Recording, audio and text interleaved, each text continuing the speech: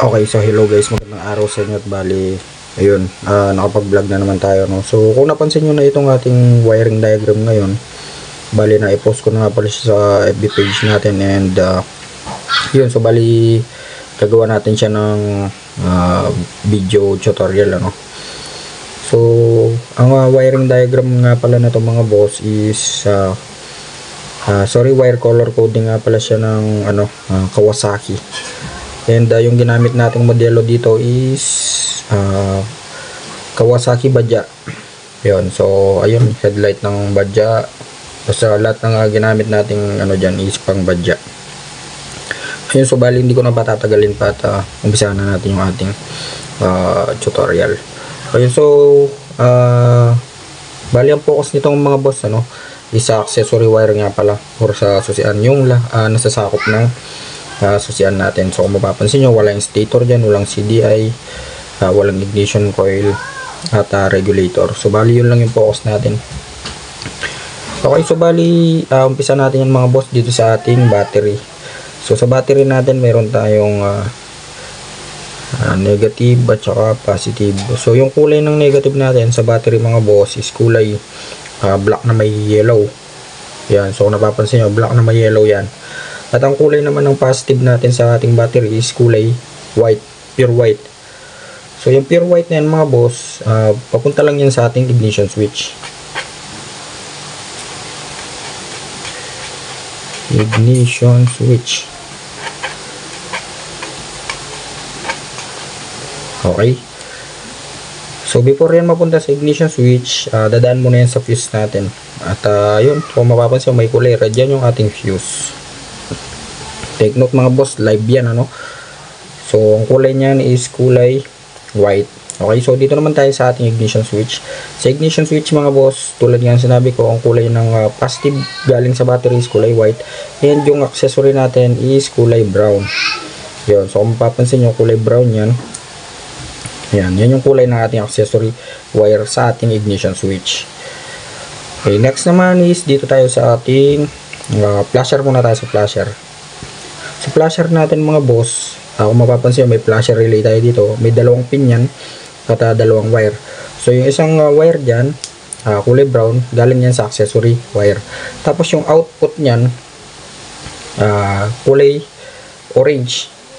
Yun, so kung mapapansin nyo, orange yan. Papunta naman ngayon yan sa ating flasher switch. Yan, so sa flasher switch yan mga boss, sa may right hand switch natin. Then yung flow naman nito mga boss, kukuha yan ng source sa ating accessory wire. Kapag in-on na natin yung susi, magkakaroon na ng supply yan. Ngayon kapag nag-turn left tayo or turn right tayo, yung supply na nanggaling dito mga boss, yan, dire-diretso. So kapag lumabas na yan, pumasok na yun dito sa flasher relay natin, putol-putol nang lalabas yan papunta sa ating switch. Ngayon, lalabas naman yan sa mga flasher natin sa left and right. Sabihin na natin dito yung left at dito yung saan ba yun? Right. Yan. So ganun din yan sa likod mga boss. Left at saka right. So yung kulay naman ng left flasher natin, yung wire nya is kulay green. So yun. Kulay green yan mga boss. Left flasher. So pagka nag-right naman tayo, ang kulay naman ng wire natin sa ating right flasher is kulay gray. Ayun. So same lang din yan mga boss. Nanggaling yan sa switch, tatakbo yan sa left and right. So konektado yan dyan sa may likod natin. At ang brown naman ng mga flasher natin is kulay black na may yellow.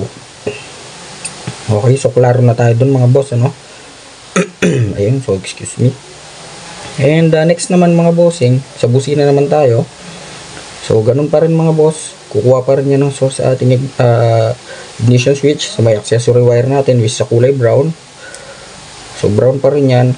Tatakbo naman ngayon yan sa ating horn switch. So ang labas naman ngayon yan is kulay black. Yan. Positive trigger nga pala ito mga boss nga So ibig sabihin nasa positive yung switch natin kaya tinawag na positive trigger. So output niya is kulay black. Papunta na ngayon yan sa ating busina. So sa busina natin kailangan lang natin ng positive at negative. So ganun lang kasimple mga boss. Yung negative natin or yung ground is yung black na may yellow. Konektado na lahat yan mga boss sa may flasher, Ayan, sa may headlight, konektado na yan. And next naman is okay na tayo dun mga bossing, ano. So pagka pinindot mo yung busina, tutunog na yung ating kapag pinindot mo yung switch, tutunog na yung ating busina. So okay na tayo dun, tapos na tayo sa flasher at saka sa busina. And next naman mga boss, dito naman tayo sa ating headlight. So sa headlight tayo. Sa headlight mga bossing, meron tayong tatlong wire dyan. Isang low beam at saka isang high beam. At syempre yung ground natin kasi nga load yan mga boss. So para mapailaw natin yung headlight, kailangan natin ng positive at negative. Okay? So tulad ng nauna sa flasher at saka sa busina, yung ground natin mga boss, ayan, black na may yellow ulit. Sa busina, sa headlight ng mga boss, ano. So yung wire naman ng low beam natin is kulay red na may yellow. Yan, pupunta yan sa headlight. At ang kulay naman ng high beam natin is black na may red. Yun, so pupunta yan sa headlight. Then yung kung mapapansin nyo, may dilaw dito mga boss. So dalawa kasi yung pwedeng panggalingan nito, no, nitong switch natin. O pwedeng sa battery or sa stator mismo. Pero dito sa ginawa natin diagram, sa stator siya nang galing. Ayan, kaya kung mapapansin nyo, yung under ng ating headlight is nakasabay sa minor. So yung iba kasi bina-battery operated nila mga bossing, ano. Tapos meron pa tayong switch dyan, pang headlight. Okay, so ganun lang kasimple. Bali next naman mga bossing, dito naman tayo sa brake light. So may brake light natin mga boss, ang kulay ng preno natin nanggaling dito sa kamay at saka sa paa. So unahin muna natin yung sa paa. So yung kulay ng wire ng foot brake natin is yun, kukuha ulit siya ng kulay brown sa accessory wire, which is source or positive. So kapag pinindot natin to or tinapakan natin preno, pagkukonek lang yung dalawa na yan, lilipat lang yun sa kabilang wire, which is yung output naman or yung labas niya naman is sa kulay blue. So tatakbo na ngayon yan sa preno natin. So ganun din mga boss, kailangan din ng ground ng ating bumbilya sa likod. So ayun, meron na tayong black na may yellow doon, konektado na yan. So yun yung brake light natin. So same lang dito sa may kamay mga bossing, ano. Yung sa may kamay naman,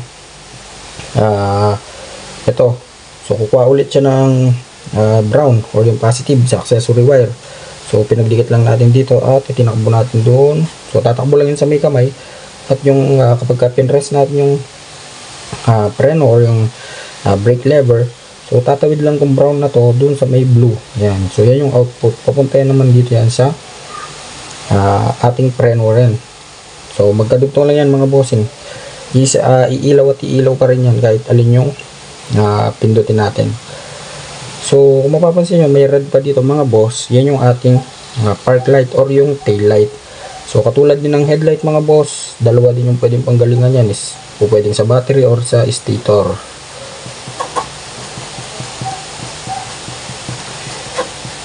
So yung red naman na yan, yan yung ating tail light or yung tail lamp. So kapag kagabi, kapag sinwitch mo yung headlight switch, pwedeng naka-on yung headlight at yung tail light or yung tail lamp natin. So yan yung nakikita ng mga nakabuntot sa atin, ano, para makita nila tayo at hindi tayo mabangga. So magkaiba nga pala yung tail lamp at saka brake light mga boss. Mas maliwanag yung brake light sa tail lamp or tail light. So yun mga bossing, ganun lang kasimple. And sana nasundan nyo or sana may natutunan kayo. So bali panoorin nyo na lang ng mabuti or panoorin nyo na lang na paulit-ulit kung medyo naguluhan kayo sa unang panonood nyo. Ayun, so bali hanggang dito na lang mga bossing, ano. Sana may natutunan kayo at kung nagustuhan yung video na to, so please like, share and subscribe.